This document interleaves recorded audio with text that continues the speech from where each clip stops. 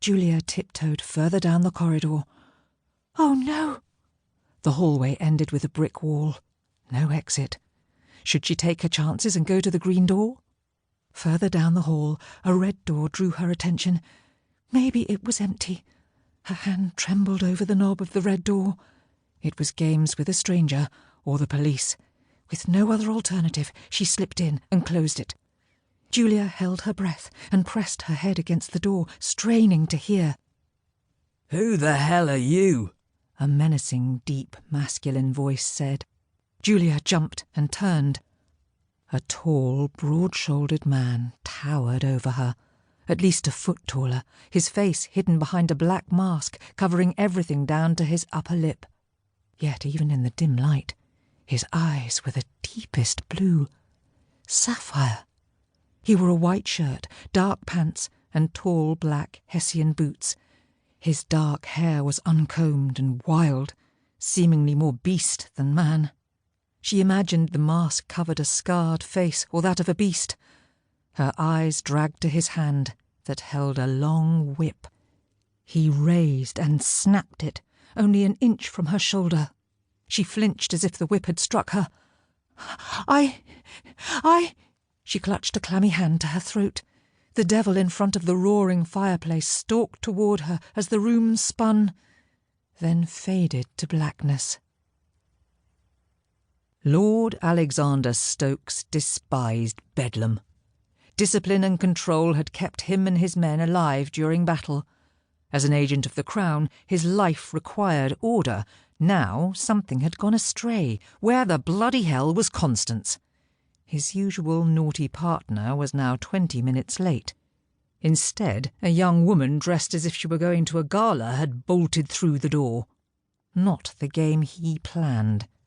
He picked up the unconscious woman and set her on the bed. Obviously she was not pretending, and her fear genuine. Alexander gently patted her cheeks. Why was he playing nursemaid to some young woman who didn't belong here? Or at least not with him. He should drag her out and drop her at Athena's feet. Or rather, kiss Athena's feet, since this young, beautiful woman captivated him. He unpinned her long, luscious, golden-brown hair and sniffed it. Alexander stilled, enchanted by her beauty.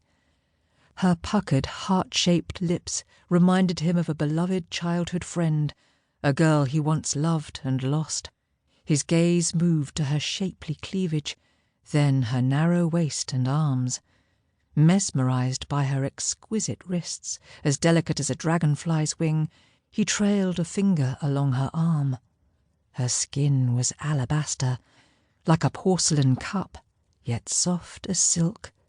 She was petite, more fey than woman.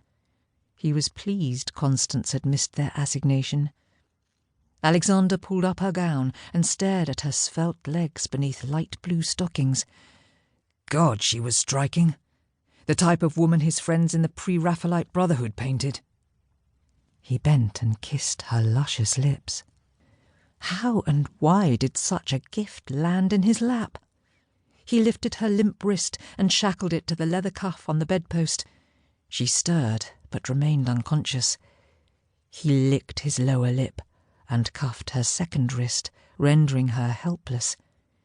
He raised a brow. Was this a game? No, Athena would not dare send him a new girl without his approval. This woman had fainted as if she'd seen a monster.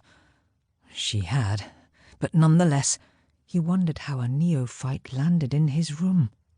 Alexander raked back his dishevelled hair. Constance desired him to dress like a pirate. Alexander cracked his knuckles. Was she a member of the Dark Eros Club? If not, how else did she get in? If she wasn't a member, guilt washed over him. What had he done by shackling a proper Englishwoman? He had no choice. She might run, and he couldn't have that.